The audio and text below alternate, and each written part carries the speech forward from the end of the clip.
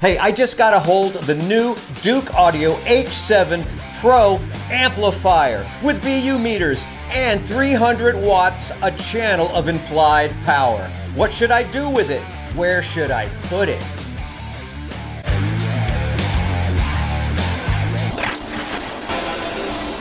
Hi, I'm Bob, and you, my friends, are back in the United States of analog. Welcome to our great nation of audio participation. That's right, anticipation. We've got the H7 Pro from Douk to show you today. Please like, subscribe, hit that notification bell. I'm going to tell you about this little digital amp that was sent to me. It really doesn't have a place in my reference system upstairs.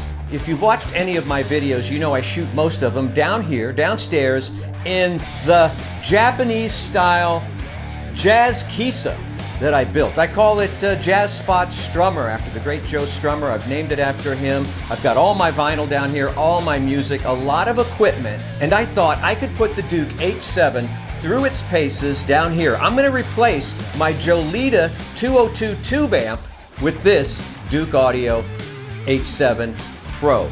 The Jolita, about 40 watts a side, 8 ohms. This is alleged, purported to be 300 watts a channel into 4 ohms. I'm guessing audio math, 125, 150 into 8. Is it really gonna get that? Well, I don't know. I don't really care.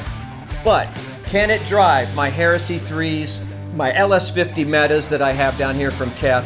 Will it drive those? Will this become a permanent placement in my jazz kisa? Let's wire it up and fire it up. All right, so the H7 Pro connected very easily. It weighs a fraction of what that Jolita JD 202 tube amp weighs, but not to worry, I've got it in, got it setting on a nice cigar box because it just didn't fill the space. But let me give you the overview of this particular Fun-Fi amplifier. It costs $129 on Amazon and on Douk Audio's website. Amazon has a 5% coupon now at the time of this taping. The dimensions, these are approximate 6.5 wide, 5 inches deep, 1.65 inches tall. And it uses the famous TPA, Texas Instruments 3255 chip, the amp chip which is used in so many popular Fun-Fi amplifiers. Everything from the Fozzy V3 to the Fozzy ZA3, the IEMA A08, and many others. It tells you that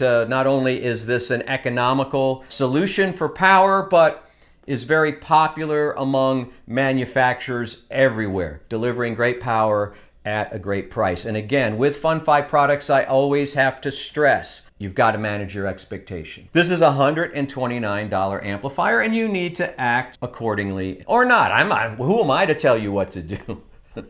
Dude, you do you. I'm suggesting that you manage your expectations. So on the front, we have 2 VU meters, circular meters that are trimmed in copper trim, some kind of copper trim. Now, I know you're going to comment below that in a past video, not too long ago, I said that round VU meters were a little bit icky for me. And I'm not going to backtrack on that. But there's limited real estate here. Rectangular VU meters just aren't going to work with this particular design. It has curved edges and everything. So aesthetically, you know, does it look a little steampunky? I always say that some VU meters are better than no VU meters. Ick or no ick. The balance control is here. Mine was slightly askew. The center clicky position just slightly before 12 noon. And the OCD in me wanted to get out some needle nose pliers and try to fix it, but you know what? I'd probably damage it. So I'm just gonna, over time, I'll just learn to live with it. The volume control here, there's nice click stops. I guess the volume knob and the balance knob are a little bit of a disappointment to me. They feel a little undersized. I understand why that is. Again, limited real estate on the front panel. You know, they work. You've got a toggle switch, off, XLR, and RCA. Yes, this has balanced. This has balance. Look at this. This isn't even plugged in. Oh, there it goes. had a little stored charge there. You gotta be careful. Don't open these things up, man, because on the back we got those balanced inputs. I did not use those for my testing. I'm keeping everything simple here in my little jazz bar. We've got RCA inputs, RCA outputs for subwoofers and or some other piece of gear, and little tiny speaker terminals, which aren't going to be a problem if you have banana plugs, but if you have to twist these things, you might get a little bit of a finger cramp. And I'm going to talk about the power supply in just a second. Oh, and I forgot, this weighs in at about 3 pounds. Now, before we get to the sound of the H7 Pro, let me tell you about the other equipment that we're using here for our analysis. Now, I'm using only vinyl because that's what I do here in this bar. That's the vibe that we're giving off here, okay? Techniques, the anniversary model 1200 M7L. This one is in black with the gold tone arm. Feeding into the Amplifier A1 phono preamp/preamp with tone controls and everything, but those are flat. It's a little tube thing. It's pretty cool. And you can also get that on the Douk website. I use that daily here in my bar, and feeding directly to the H7 Pro. That's pretty much the system. The albums I selected from behind me, you've probably already seen Hypnotic Eye behind me, Tom Petty. When in doubt, always Tom Petty. When you want to rock. I miss Tom Petty a lot. He's one of my favorite performers. And Wing's greatest, the Japanese pressing. I find this to be sonically superior to a lot of Wing's records that I already own. All right, don't fall over there. Let's get to the sound. And I'm going to speak in really general terms here because I don't think a $129 amplifier deserves a whole lot of investigation. Is it going to do the job? Is it going to drive the speakers that I've mentioned previously? I did not listen to this for more than 2 minutes with the KEF LS50 Metas. Just not going to work. At least at 32 volt power supply, it's not going to work. And in defense of this little Douk unit here, many of the amplifiers that I have aren't satisfactory with the LS50 Metas. So let's take those out of the picture. I rarely play them in here. They're more, at this point, they're $1,500 showpieces. But the Heresy 3s, the third generation of the Heresies from Klipsch, with this and the 32 volt power supply, made pretty good music. Pretty good rock music coming out of the speakers without a subwoofer, decent bass. I was struck by the clarity of the higher end, the middle, I guess it's the high mids? Either way, either side of that line. Steve Ferrone's kind of ride cymbal action was as clear. That's Tom Petty's drummer. That's as clear as I've heard in this room with any of the amplifiers or speakers that I've used. That really stood out to me. Really bright without being annoying, and I think that's a super big plus. Decent bass, not great bass, but again, I'm not using a subwoofer. I do have the option to plug in a subwoofer, and I think that would bring a lot to the party. Now, if I had to assign this amp a sound signature or sound profile, I would say it's slightly veiled. Again, we're talking about $129, not $1,299, $129. The sound signature is slightly veiled, slightly forward, no problem. I can live with that in this room. My guests can live with it. And when it comes to center image, it's definitely there. Is it the sharpest center image I've ever heard? Is it as sharp as my Technics SUG 700 at $2,500? No, wouldn't expect it to be, but it's there. And again, I know what I can do with this amp. This amp is for a bedroom, a bathroom, a kitchen, a desktop. That's what these things are designed for. And I think it would work great in this bar, and I may rotate it in and out.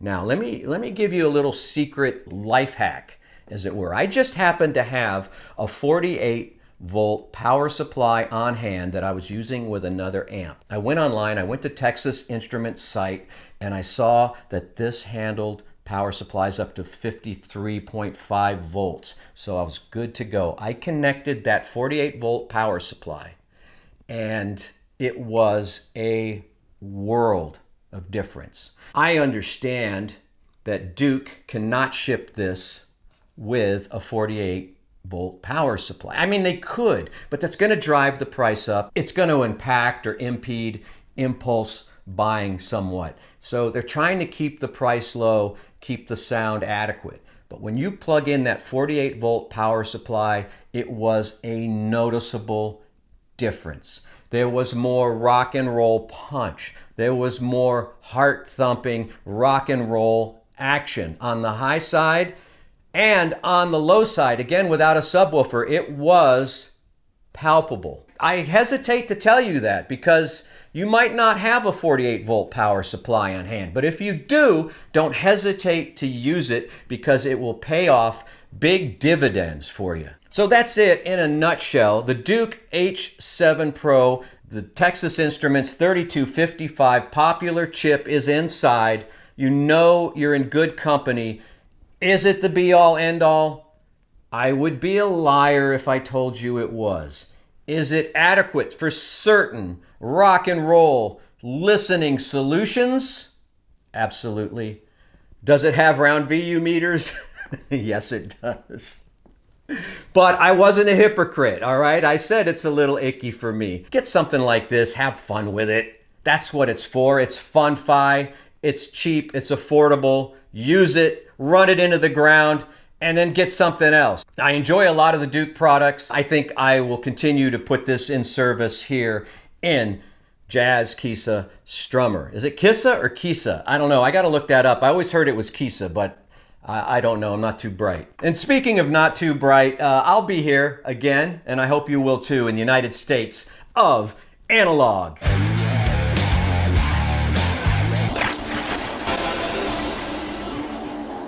So, how can I spend 3 months of my life building something and not even know how it's pronounced?